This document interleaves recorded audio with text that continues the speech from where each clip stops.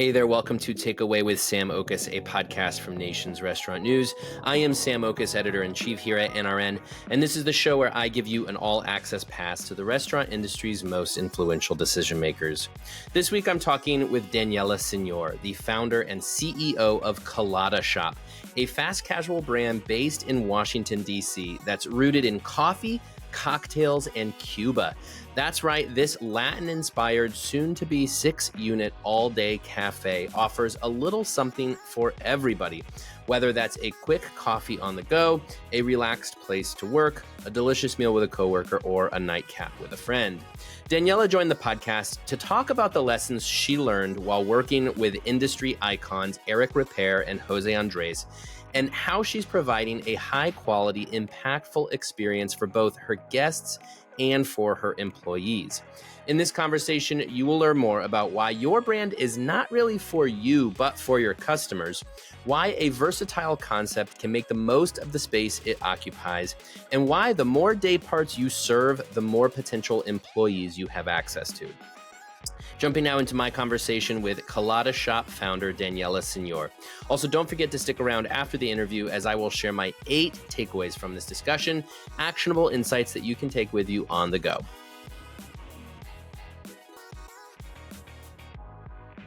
Okay, I'm here with Daniella Senior, the co-founder of the Colada Shop, a fast casual based in Washington, D.C. Daniella, thanks for joining me today. Thank you for having me. I'm very excited to be here. Yeah, I'm excited that we've talked about Colada Shop on multiple occasions. I have had the great honor of visiting the Colada Shop in person and loved it. It's been a few years. I think that was pre-pandemic, and I'm due for another visit. But this is a really exciting concept. Yeah, maybe after this interview, I'm just going to get on a plane and go to DC because it's time. But, you know, we were due for a conversation to really get into what this brand is all about because I think it is so unique. Let's just start, though, with Daniella, your story. How did you get into the food service business? Because I know before the Colada Shop, you have some other impressive experiences in your career. So tell me about that. Well, I started when I was 13, so that's like my first time, not in the kitchen. I actually started cooking when I was 11, but my first time having a business actually. So I had my first business at 13. Wow. I started a home-based catering company, primarily desserts. It was called Bake Specially for You. By the end of that year, I had 6 employees. Believe it or not, it became like a full-on blown thing, and it was crazy. I would wake up at 4 in the morning before I went to school, start the prep, start everything going. Had kind of ended up arranging with my school like my elective periods so I could leave early, um, and go and you know I I honestly loved it. I was doing a lot of desserts for events, weddings, companies, and just overall catering as well. And then that evolved. And when I was 18, I was like, okay, this is what I want to do. Not that I decided that then. I knew that from the moment I started cooking, basically. But I went to culinary school in New York to CIA. Studied culinary arts because I wanted to be more well-rounded, not just desserts. And then worked for some amazing chefs like Eric Ripert at Le Bernardin, and then more on the front of the house side, but worked for Chef Jose Andres for many many years as well. So while I was in DC, and before I started my own business here in the States, which was a lot. That's incredible. I mean, yeah, to hear Jose Andres and Eric Ripert, I mean, those are 2 titans of the culinary world. What do you feel like you learned from those 2 especially? What are some lessons you had in those experiences? Wow. So with so many lessons, honestly, like I really have to think about that because it's just like there so many different angles. I think it's what for working with Eric was always just like being very obsessed with quality, right? And what we were putting out and making sure that that experience was always memorable to the guest, and that we were always, people were already coming to Le Bernardin with this expectation, like with a huge expectation, and we had to blow that expectation away. So, um, I really like always keeping that top of mind, like how can we always be better, strive to be better, be more efficient, but always also giving back to that community. That was a place like, all the food was at the end of the night donated to City Meals on Wheels. So it's a lot of great things, and happened in that kitchen. Very, very organized as well. So like very strict prep list. We took food very, very seriously, right? In that kitchen. So I think being organized was key to success for sure. From Jose, I spent a lot more time working with Jose than with Erica. And oh my God, what did I not learn from Jose? It should be Mm, more that answer. So one of the key things that I still kind of remember was always like innovation over profitability was one of his mottos really, and how to change the world with the power of food. So it's not really just putting food on the plate. I hear a lot of chefs saying, we're not surgeons, we're not saving a life, but what's the impact of what you're doing with that? It's like, so I think I've taken a lot of inspiration from that in a different angle, and just like know that with that food and that plate that we're serving, we can also make a big difference in the world. Um, and from my side, I've taken it and making sure that I'm uplifting women and women in hospitality. How do we put women in leadership? How do we make sure that the working conditions that are provided are sustainable and equitable, um, and there's gender neutrality. So I learned so much from him, but I think one of, if not the biggest thing, is like there's nothing that's impossible. I mm. think that's Jose's thing with World Central Kitchen, and how he's been able to achieve such success when like humongous government agencies can't figure out how to get food to a part of the world in the middle of a crisis. He can. It's because steps back, and it's just like there's nothing that's impossible. So when you approach life that way, not taking it, well, that I can't do that, taking the limitations away, and make cans of cans. I think that's really what has helped me with my career and my business. It's just like I don't take no for an answer. I find a way, I make it happen. So, and that's Jose's way. Yeah, it's awesome. I mean, that must be incredibly motivating for an entrepreneur, especially because as an entrepreneur like yourself, there are so many challenges you have to overcome, and so many people who will try to tell you no, and you have to persevere. So, I imagine that's really encouraging. So talking about that though, you started your first business at 13. So again, I can tell you're an entrepreneur at heart. What was the spark that finally for you encouraged you to open Colada Shop to after this incredible experience say, okay, it's time again to have my own business? I think I set on this journey from the beginning that I knew I wanted my own business. Like and also was like, I'm gonna learn from the best, right? Like that was also my other goal. Like I knew that for me to take on that journey in the US, it was, a more serious commitment monetarily, I guess, and just like overall. It's you know, quite frankly, in DR, you can be like, okay, I'm starting my own business.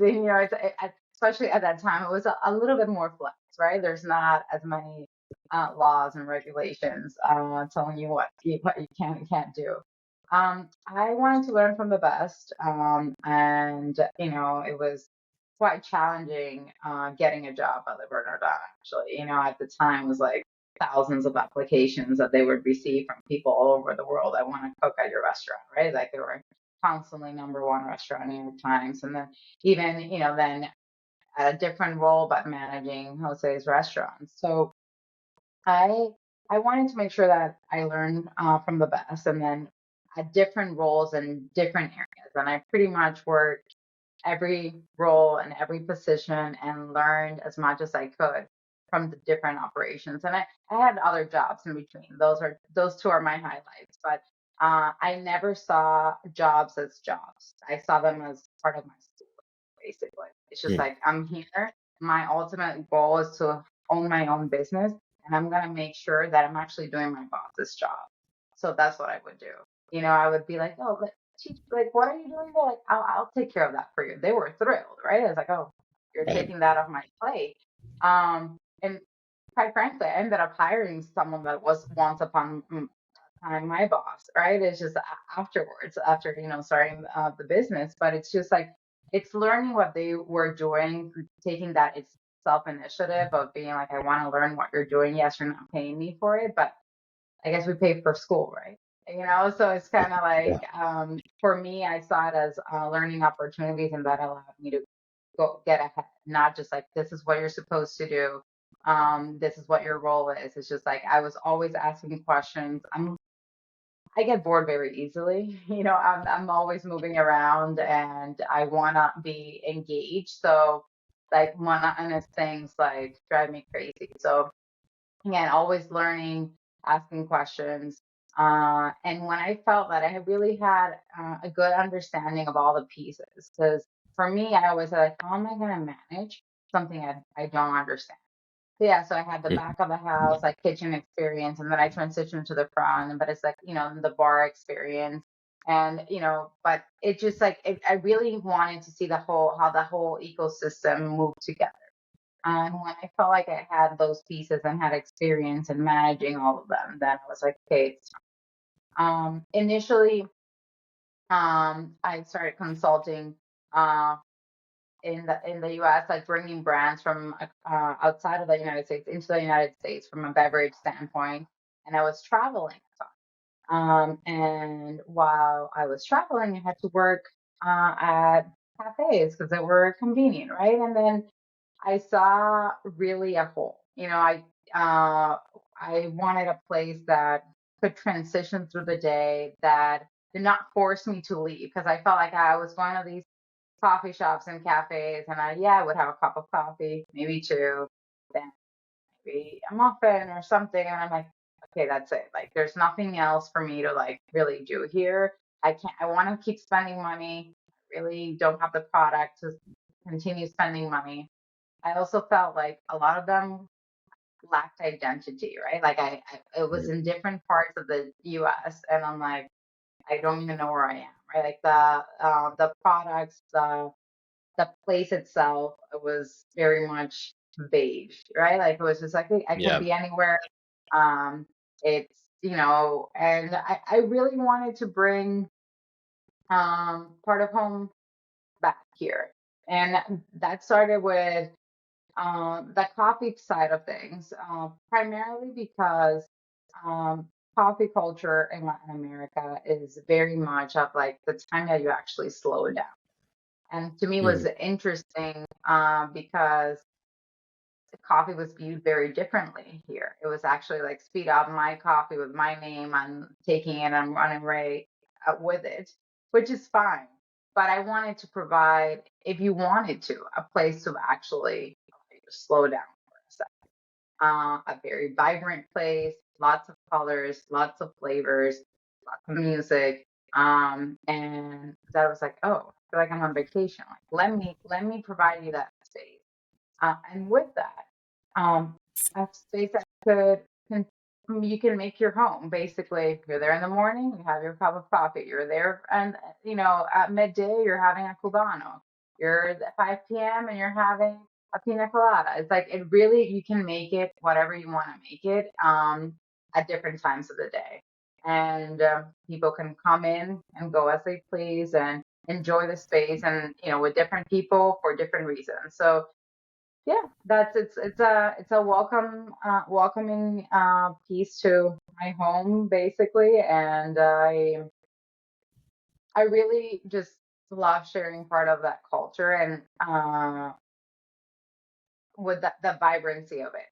I Yeah. struggled here when I saw a lot of Latin businesses just all being cornered literally into holes in the wall. And that Mm. bothered me, right? It's just like, we're so much more than that. There's so much beautiful spaces and food in Latin America. And I want to make sure that we're giving the same respect uh, as European cuisine, or, like other types of cuisine are. So creating a beautiful space with beautiful music that people want to go in and enjoy, and then have beautiful food to go along with it. Yeah, I mean, tell me about like the process of this going from, this incredible experience you have to the day you open Colada Shop.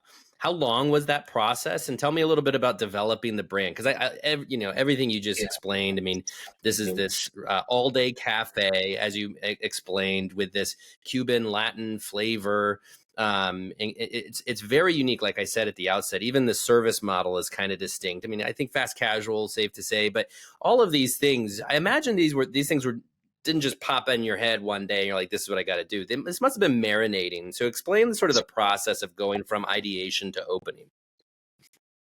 I think the ideation process, I was very lucky that I was traveling a lot at the time and seeing throughout the country what other people were doing and not doing. And I guess I was actually experiencing it as a consumer first and really approaching it as like, what do I want? Like, what do I want that I'm not getting?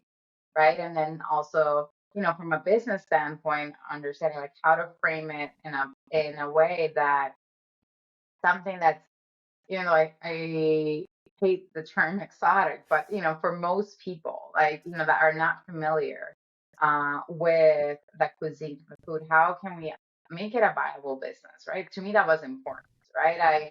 I remember like early on in my career, like hearing like how Chipotle started, for example, and like taking some things from that. It's like, creating a food that was Mexican, but that was, you know, and most Americans would receive well, right? That to me was like that perception is like I always say like authentic but not traditional. Like we need to keep the authenticity of the flavors and what we're presenting, but also understanding that, well, who am I serving?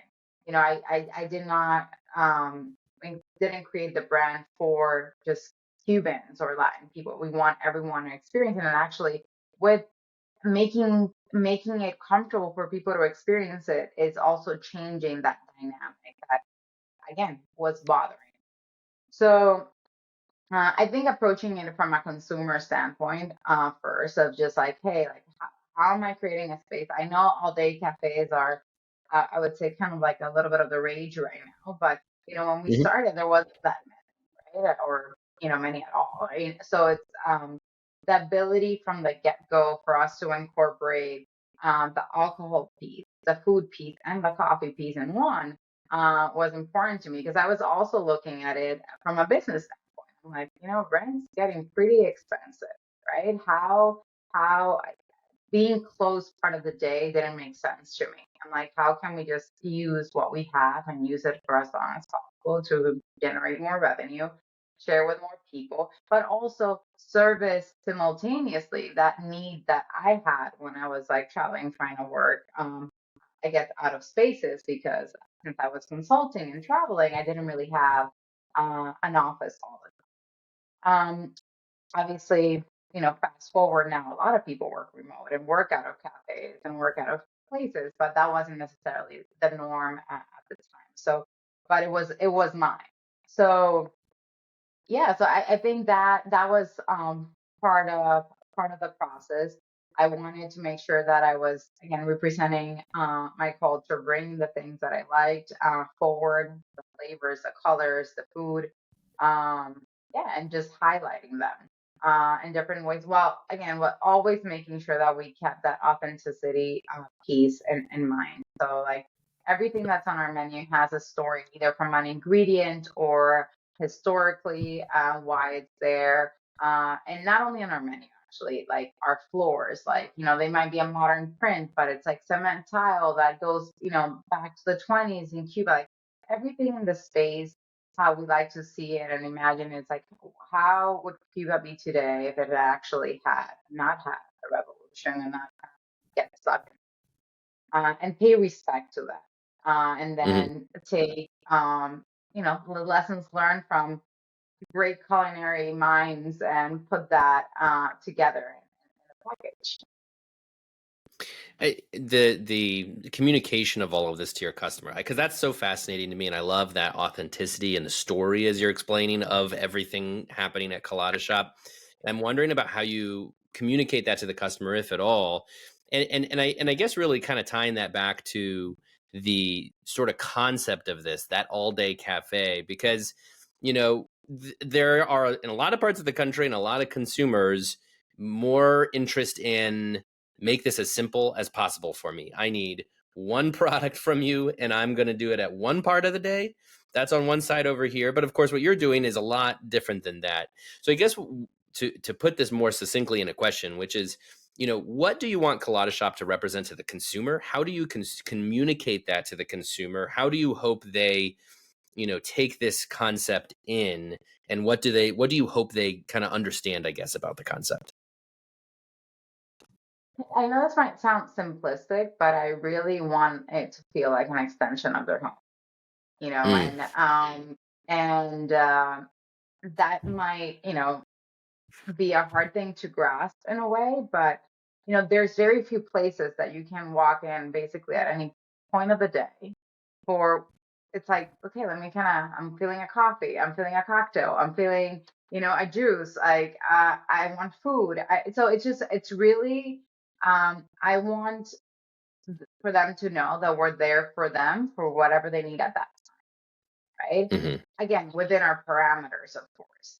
And those parameters are the Latin food and primarily Cuban that we're serving. Um, and coffee and cocktails. So it's really how do I communicate that? I think that has been probably the most complicated thing, and it's taken many years to kind of narrow down.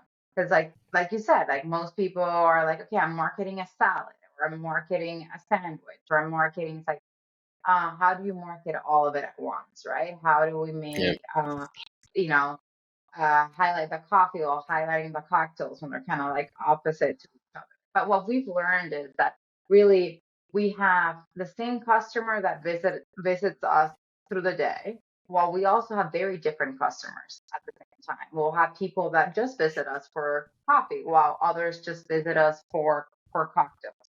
And then they'll learn while enjoying, those things that, well, let me try the other thing out. Oh, I didn't know you had, I still get like, oh, I didn't know you had cocktails, or I didn't know you had coffee, or, Mm, like, oh, I didn't know your food was so expensive. So, it's kind of like you come in and it's a learning experience as you come. It's not the most simplistic, straightforward concept by any means. But at the same time, it's really one that's very versatile and that will really again service many needs. So I I love that we can activate corners and really be there for that community at all times of the day, right? It's yeah. a fun vibe, fun environment. It's not like our storefronts are shut down. Like it's again very vibrant at all times, and the mood does change through the day, which I think is key.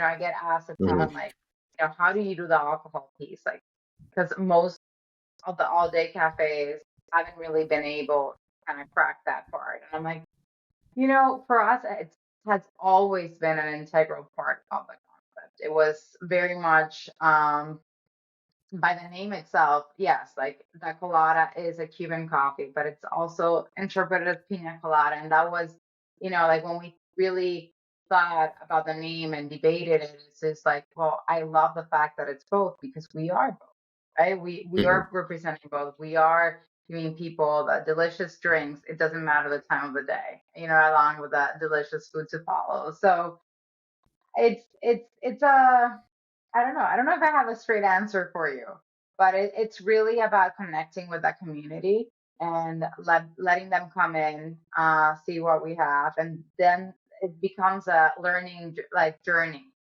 for them themselves. Yeah. And here in the DMV, it's like 7 years later, it's just like the fact that people are so familiar now with what a cafe con leche is, and they'll know like our lingo, like I'll take it Miami sweet or half sweet, and like they know they start learning. Like I remember when we opened, people like was that can I have what's that empanada? Like they had never even heard what an empanada was, right? And now it's like it's so they're so familiar with it and they're craving it. It's like become Right. one of like our signature things. So I love how we've change almost like the food culture within DC with that, and just because we made it approachable, and then they've learned and gotten to know how our food is different. Yeah, I love what you said about it being an extension of their home because the Colada shop I visited, I believe it was your second location, the one I think it was on 14th, perhaps. You're going to know better than I, of course. But there was a timelessness to the space. I could have guessed that had been around for 50 years as much as it had been around for just a couple of years. Which I think speaks highly of that, making it feel homely and making it feel timeless, because that's an kind of atmosphere that makes you want to sit and stay a while and enjoy yourself.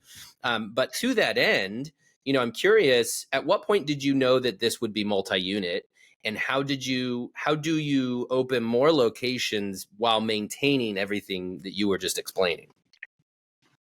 So I'll say this piece. When we opened the first location, I remember there were other restaurants opening around us. And I remember people coming and saying, "Oh, what, how many units do you have?" And I'm like, "This is number one." Like we're just Mhm. opening. Oh, really? And I think that has to do, like, we've been very, very intentional with branding and how we're perceived as outside of our, and not only like inside of the space, but also outside of that space. So I think with that being said, growth was always the plan, right? I Mhm. wanted to share um, these flavors with as many people as possible and kind of, again, change the narrative a little bit of how Latin food is perceived with it. So it's an approachable place that people want to come in, enjoy, have fun. That I can see pretty much anywhere in the U.S. or outside of the U.S. How do we maintain? To answer the second part of your question, how do we maintain what we built? I think that's probably one of the most important things for me. Period. Mhm. Right? Not growth for the sake of growth. I think I've seen many brands that just like start that growth journey and start kind of letting things fall through the cracks. And I, number one, is going to be equal, if not more important to me as the new shiny, right? It's Mhm. really maintaining what we built that has taken a lot of sweat to get there, right? It is very, very important that with every store, every location, we're delivering the same message. And that takes, honestly, constant innovation, because running an establishment at number one, and now 2 weeks away from opening number six.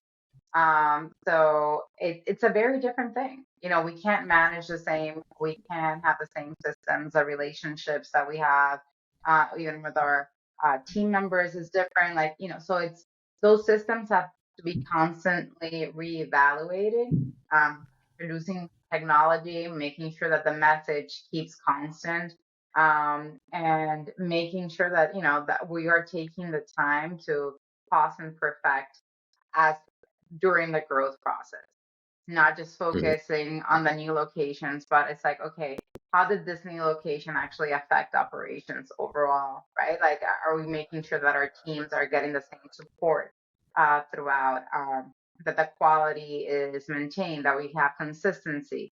So I think that is crucial, and probably one of the things that I'm spending most of my time on right now. It's just actually, how do we make sure that nothing is, not only, I don't even want to say staying the same. To me, it's Mhm. actually, how are we getting better? Mhm. That's really the key. How do we keep getting better? Like, the great thing about growth is that we're able to like grow our teams, right? Like, when I started, I was a marketing person, the developing recipes, doing this. Like, I had so many hats, running the books, Mhm. like pretty much everything. So if now I have the privilege, because I consider it very much a privilege, of having a larger team that have much dedicated roles, that means we should be improving and actually getting better as we grow. Where I see, unfortunately, some brands that start, just their products start declining and the experience starts declining as they grow. So I think I'm taking that Jose approach of like that impossible, nothing is impossible, and how do we just turn it around and look at it in the Yeah. different perspective. Yeah, no, that makes a ton of sense. I have seen a ton of examples, to your point, of restaurant brands that want to grow for growth's sake, and then the wheels come off and things are getting worse, and then they disappear because it's like, customers notice when that kind of stuff happens. Now, of course, with this all day cafe model, to have coffee and Cubanos and cocktails, I imagine there is some complexity to that. And I'm curious about, how you can manage that complexity, and then as you grow, how you find efficiencies to make sure you're not getting overly complex. Yeah.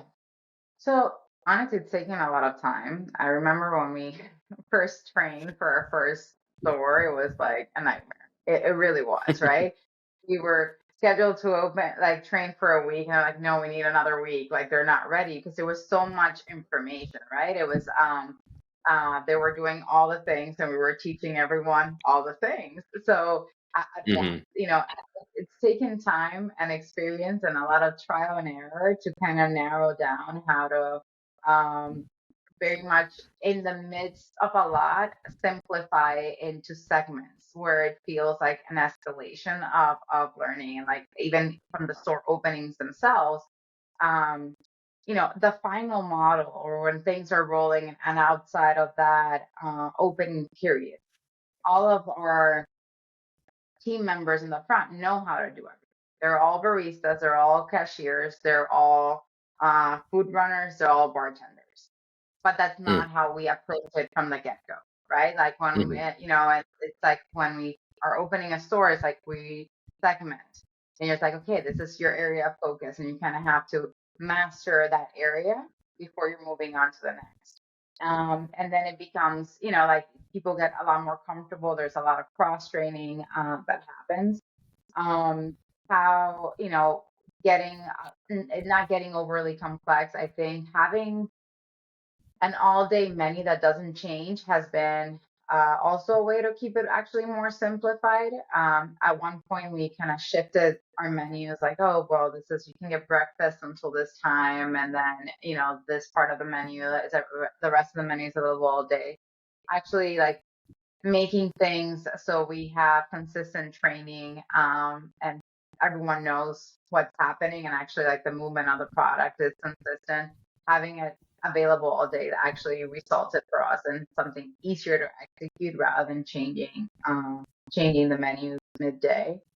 um, is it still complex? 100%. There's a lot of pieces to the operation, but it's also creating the systems to follow. So, I have a great team that has helped me with time also, like, get a lot more organized and the training piece. I think it's so crucial, that training component, so everyone is aware of the things. And when we have rollouts, the amount of time, the adequate time that it takes to actually get the information out to the teams and what information they need and how we're rolling things out. And the menu itself is just a lot of cross utilization as well. Gotcha. Yeah, I was wondering too, that from that perspective of, I mean, obviously labor is such an issue right now, recruitment and retention. Now you have probably a higher quality pool in the DC area, I would imagine, than most of the country, perhaps. But you're also higher wages, a much trickier situation with from your labor standpoint. And then you do have maybe not overly complex, but probably more complex, of course, than the QSRs. So how do you manage to recruit these employees and then keep them around and make sure that they want to be a part of the growth of this business? I think a lot of our hiring is actually word of mouth, which I love. And our retention rate, thankfully, is pretty high. And I attribute that to obviously, a great and positive like work environment. We make sure that we're taking care of our employees, and that we listen to them. I think so many things are just resolved by listening, um, and making sure they obviously have great wages, but also, it does come to a cost to the business, especially in this area. It's fairly high. As far as, I think one of the things that has helped a lot with our retention has also been the fact that we're invested in their growth. And they see how people have moved up in the company. We have people that started as a barista that are store managers, or started as a barista, actually one of our, regional op managers right now. So they see how if you're invested in us, we're invested in you. And I think that mentality has helped a lot. I also actually think that the all day model has serviced us well. So one of the things that we don't have necessarily like the most set schedules, which at times is difficult to manage. Meaning because we're open all day, we have different peaks, and different stores within our portfolio have different peaks. So Mhm. we have pretty flexible scheduling that is not that traditional, like you're coming in at this time and you leave at this time. So each store and each store manager is able to like really tailor the needs, but that has allowed us to really capture a whole other pool of people. And by that, I mean mothers Mhm. that have to pick up their children from school and have, like not only like, second jobs, but have other responsibilities that by being able to have more of a flexible schedule, we can accommodate those needs, which again has Mhm. worked out in our favor. So, I think we always try and strive to do best by our team as much as we can, and I think it's really paid off, and we have a number of long standing employees with us, and also we also have a seasonal component to us, so we do have always new blood coming through as well. So just Yeah. making sure that we keep and maintain what I like to call the yeast, right? Like that, the soul and the people that really understand the culture, I think is very important. Yeah, absolutely. Well, talking about the working moms, you mentioned earlier in the conversation about gender equity. You yourself are such a strong woman in leadership, and sadly, in the restaurant industry, as you and I both know, that is not often the case, that there are women in leadership positions. That there's a lot of movement on the needle that we need to make in this industry. I'm just curious from your perspective, like, how do you play not only a role as a great model of a strong woman in leadership, a strong founder, but also for your team and bringing gender equity into your team? I guess, what are some strategies that have worked for you, and how do you hope to be, representation, I guess, for the rest of the industry and showing how this can be done? Yeah, I think one of the things that to me it's kind of mind blowing that we were in one of the powers of the world, and there is no like I guess federally no maternal leave, right? Like you give birth and you're expected to in a lot of places to get back to work. Hmm. And that's one thing that the moment we could, that I was like, okay, that's not possible. We need to be able to, as an organization, make this a priority, not only for moms, but also actually for dads within to have like parental leave overall. So I know it just sounds very basic, but in the restaurant industry, especially with small business, the ones you get larger is a different story, but in small business, it's not really, something that you see every day. Um, but I would say the main thing that really I think has an impact is on the day to day, right? Like that's a snippet in time, right? And that's for affects a few people that that's happening to. But I think more than that is just again understanding the needs of a mother within our scheduling system, and not really like putting it in the culture that it's your kid's sick, it's not, and you have to call out, not being seen as, well, now I'm not going to promote you because of that, right? It's just Right. so, which tends to happen. We see, I would say, from male in the male side, when men have kids, it's actually seen as a promotion time. It's actually like you're actually, expected almost that they get more money. While then employers tend to see moms like, oh, then now they're not going to be available. And it's Right. just, It's like literally totally opposite while they're really carrying the load. So it's really, I think, has to do with the culture that you put out and that expectation and what you normalize and not normalize, and figure out like, well, this person, like, this happened but they're making it up in all these other areas, right? And this is like also their contribution. So I think, again, that flexible scheduling and flexibility in understanding that things come up, because a lot Yeah. of things come up when you have kids, and normalizing that piece is very important, and not punishing more than anything. I think there's a bias there that happens, for sure, when it comes to, a lot of people say single moms, and that equates, so you're gonna call out, right? And it's just Hmm. like, yeah, but I promise you they'll multitask like no one else. Like there's Right. like Yeah. the other aspect of that piece. So it's just that mentality of how you approach things. The other thing for me is really like, to me, having women in leadership is crucial, to have more women in leadership. Yeah. So we really are intentional on that piece of making sure that we are also putting in leadership and giving the opportunities, uh, from a growth standpoint, to the women, within our organization. So I would say at this point, 5 over 6 GMs are women. And we love all the men too. That's, Sure. to me, it's whoever's best for the job ultimately. But it's also, you have to be intentional on the change you want to see. And like you said, it's very slim picking, right? When it comes to women in leadership, women in kitchens, and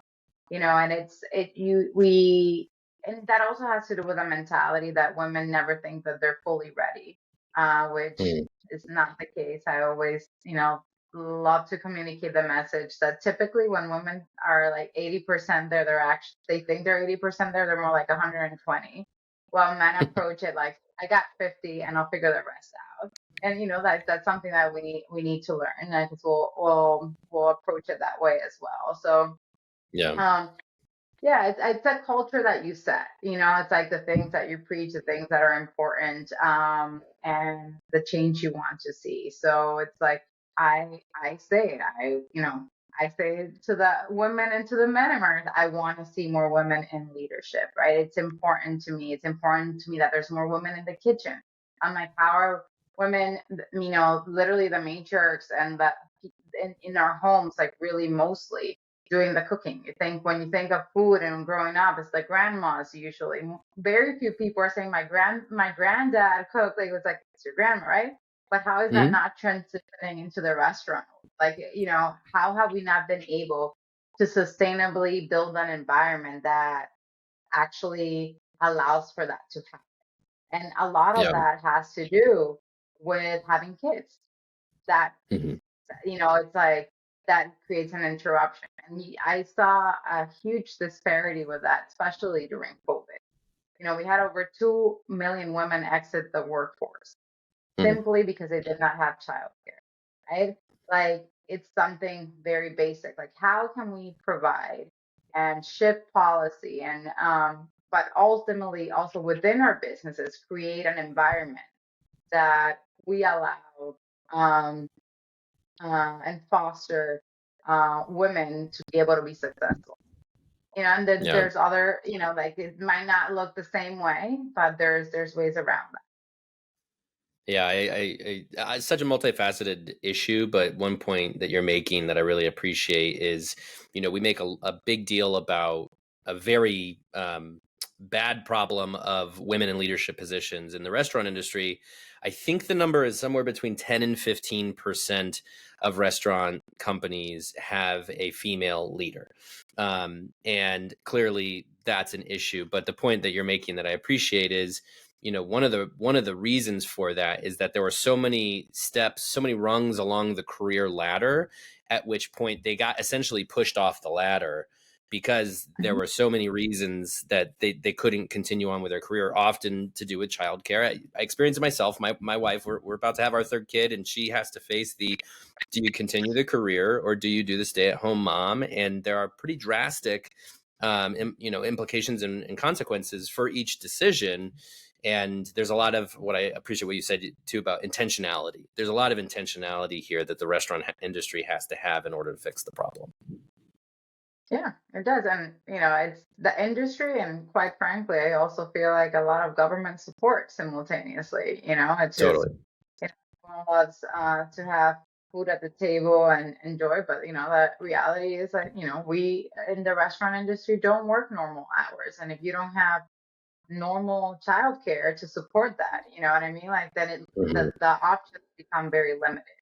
So, it's like we have to again be intentional about what we need the system to look like and push for the changes that we need to see. Right. Yeah, absolutely. I want to make sure we talk about growth because you said you're about to open your sixth location. Congratulations. That's awesome. DC, I know, is such a great market for Colada Shop because it's such a global city. It's such a diverse city. It's embracing of new ideas, exciting concepts all over that city. I imagine you are interested in growth beyond DC. Tell me about your plan for growth. What does that look like? And do you see this as being something that can work in a lot of different markets? Yeah, so my plan for growth is like, again, I really want to share what we internally call the Colada love with the whole country. I really do. I really see the brand and really being embraced throughout the country. We have great food, great drinks, great coffee, and again, we're an extension of a very welcoming place, your home. So where's next? We haven't quite decided yet, but that's definitely our next step. We have one more location that we're opening in the DMV right now, this summer. So we have one upcoming in about 2 weeks, and then we have another location opening this summer. And then after that, we are really seeking to go outside of the DMV area. We are currently searching for that market that, to call our next home. So we're very, very excited about what the future has ahead. Do you feel like the kind of urban model is especially good for the all day cafe? I mean, you must have so many people who are just walking by who drop in. But when I think about especially coffee competition right now, the direction of coffee industry is how do I make the smallest footprint with the most amount of drive through windows and put by the most amount of cars? Like that's kind of the model for coffee today. I mean, what is the ideal kind of real estate, I guess I should say, for Colada Shop and where you want to put this thing? I think we definitely thrive in an urban setting, but I also do believe that younger suburban neighborhoods are good for us, right? Like what we look for, it's challenging real estate in the sense that not necessarily what you were alluding to, like the real estate for coffee is the same real estate typically for cocktails, right? So it's really finding the right combination of the right demographic, quite frankly, with obviously foot traffic, but that has a vibrancy that can be sustained all day. And again, it can be different people through that day. It doesn't have to be the same customer that's sitting down for the whole day, but visiting. So, but I do believe that what we learned in the last 7 years is that like we have a relatively younger demographic that enjoys the cocktails and the coffee and goes out often. Versus more sit down special occasion restaurants that is like Mhm. how that's perceived. So I think what we're really seeking is urban centers or even urban suburban, if that makes sense, centers Yeah. where people are enjoying going out and a lot, and that's changing significantly. You have a lot of young families moving out of the cities. COVID shifted that a lot as well. People wanting more space. So I really think, to me, it's about the people, and making sure that we're following and staying true to our core demographic, and finding kind of the right space that has a little bit of all the components. We also Yeah. love, like, what we learn, like, love being in places that have the right co-tenancy. I think that's also great, and in my opinion, having that right retail and the right co-brands that we can collaborate and uplift each other is also that is something that I'm very particular about. It's kind of like it's just an overall vibe, right? It's just like I love areas that it's like, let's go to this area and there's a little bit for everyone, because that helps sustain. Like, you might have not gone there for coffee, you might have gone there to buy a bracelet, right? But then it's like, oh, I want a coffee, or oh, let's stay for lunch. So I think Mhm. understanding what's around us and not looking at ourselves as just an island is very cool. It makes sense. Daniela, last question for you. You have founded this incredible brand. You learn from some iconic people of the restaurant industry, some iconic members of this industry. You strike me as somebody who is always a student, and now you find yourself in the position of being a teacher. I'm curious, as you speak to other founders, entrepreneurs out there who might be listening to this, what's your advice to them? What do you suggest they do that you have learned in your own career? I think one of the most valuable lessons that I've learned, I actually learned from Chef Thomas Keller, and it was like, it's not about passion, about perseverance. And it's doing the same thing day in and day out is challenging, right? And there's a lot of things that, as a founder and as an entrepreneur, get thrown at us on a daily basis, right? Actually, I feel like I get nervous around calmness and stillness, because we're always solving things. And so I really think it's just having your goal in mind and understanding that the road to success is not, it's not just linear. It's really a lot of ups and a lot of downs, but Hmm. learning from the mistakes along the way and not being hard-headed. That's one thing. Like, Colada Shop has evolved tremendously to get to where we are today. When we started, our menu was significantly smaller. We had more limited options and had to evolve to understand, like, hey, like, how do we capture, we can only, if we only offer this, we can only capture, even though the people X amount of days, they might love the food, but they're not gonna come in and eat something fried every day. So how do we create variety within that? So I think, going back to being a student, I think, and listening, I think always listening and paying attention is crucial, and not staying stagnant, right? I think we live in a world that is constantly evolving, and you need to evolve with that and listen to your guests, and while staying true to who you are, but listen, right? And like, listen to the needs of what's happening, and evolve with that. It's like, I feel like I talk to a lot of established entrepreneurs and entrepreneurs that are just beginning, and I'm like, tell me about your concept that you're, for the ones that are beginning, that you want to put together. And like, they have everything written down, and this is how it's going to work. Guess what? When you open, the line's not going to form how you envisioned it that it was going to form, and this is not going to flow exactly. And the to me, the difference of those that make it and don't is paying attention to that, and how you actually react to those things and change to those things, that make you successful. Because I also see a lot of, like, well, that's not what I want. Guess what? You're not your customer. Like, yes, Hmm. you might have the idea, but if you don't listen to your guests and your customers, you're not ultimately going to have a business. You're not, if you could sustain your own business, that's a different thing, but that's not, who you're building it from. So it's just taking that ego out of the equation, and it's just like taking the essence of what you've created, but making sure that you're evolving constantly is, I would It's great say, advice. that. Yeah, that's super great advice. Daniella Senior, the co-founder of Colada Shop. Daniela, thank you so much for your time today. I appreciate it. Thank you, Sam.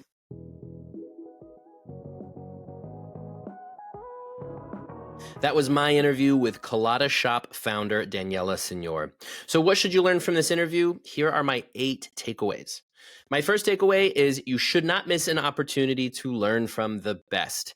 Now, Eric Ripert and Jose Andres are 2 of the greatest chefs, really, of all time, certainly their generation. Daniella had the incredible opportunity to work under both of them.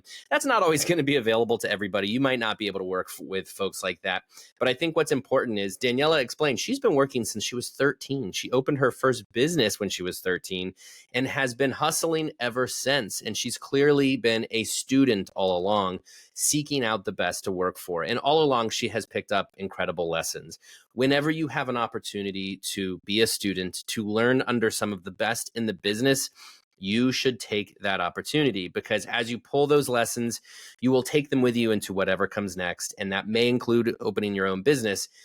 Imagine the valuable lessons you might pick up from people who know more than you, who are maybe better than you. You can apply that to your own business, and someday you can become the teacher. My second takeaway is that jobs aren't just jobs, they're an education. So, again, similar to my last takeaway about learning from the best, your resume, you might have a lot of stops on the path to wherever you are now or wherever you hope to get. Don't just see those as something I have to do, something, a box to check off, something that's a part of everybody else's resume, so it might as well be a part of mine. Don't see these as just rungs in the ladder. See every job you're in as an education. Daniella, in her work before opening Colada Shop, she explained the fact that, again, she was a student. And as a good student, she took the opportunity to work in every job she possibly could in the restaurant to learn every function. If you do that, if you learn all of the functions, if you get the most out of every job you have, again, you are going to be well prepared for whatever comes next. And especially if you're an entrepreneur, if you are hoping to launch your own business, or maybe you have already, you need a robust education in how to run a business, and especially in the restaurant industry, that is way more than just coming up with a fun name and the menu. You have to know so much more than that. Daniella is a great example of somebody who studied and learned and put in the time and attention to learning how to run a restaurant. And now clearly that is paying dividends as Colada Shop takes off. My third takeaway is that your brand isn't really for you, it's for your customers. It's a great reminder as you're designing a restaurant, even if you have restaurants open, even if you've been around a long time, you should constantly think through the eyes of your customers. Don't just think about what you want. Don't just think about what you like. Think about what your customers want, what your customers like, how things change, how trends are changing, the evolution of the restaurant industry and the consumer. All of these things are important, and these are all things Daniella has considered as Colada Shop has grown over the years. Daniella said she wanted something authentic. She didn't want traditional. And I think that's an interesting point here, because, what she wanted to do was she wanted to provide this Latin flavored concept, this Cuban concept that is accessible in a way that Chipotle was accessible with Mexican flavors. And in order to do that, she had to put on the customer hat. She had to think about what the customer might want and expect out of an all-day Cuban cafe. Now, of course, the authenticity, you still have to stick to those authentic flavors, as she pointed out, but through the filters of what customers might like, what they might want, that it extended to the aesthetic of the brand. She wanted this to be a restaurant concept that people would really embrace at scale. And if you stick to the traditional, if you stick to just what she wanted out of it and what she might expect from a concept like Colada Shop, it might limit the potential impact and the ability to reach all the customers that she wanted to reach. My fourth takeaway is that a versatile concept can make the most of the space it occupies. Some might argue that a simple concept, a very focused concept is the smartest concept. That if you have a very small menu, maybe you only serve 1 or 2 day parts, that by doing that, you can really, run a tight ship, that you would have a lot more efficiencies. Certainly your costs would be lower. But I like the approach that Colada Shop has, and Daniella's explanation of why it works so well. By being this all-day cafe that has breakfast, that has coffee, that has lunch, cubanos, cocktails at nighttime, by doing that, she's serving many different occasions for many different consumers. And so as I said in the intro, somebody might come in for a quick coffee on the go, or maybe somebody comes in for a working lunch, or maybe somebody's coming in after work for happy hour. And That might be the same person, but it could, more importantly, be three different people.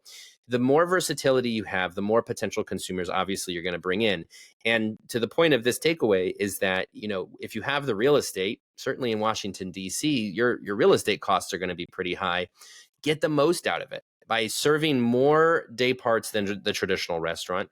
By having this versatility of menu offerings, they're getting the most out of that real estate, and making sure that it is high impact and efficient. And I think that makes a lot of sense. It's not for everybody, certainly, and as we'll get into, there are some complexities in that when it comes to your labor.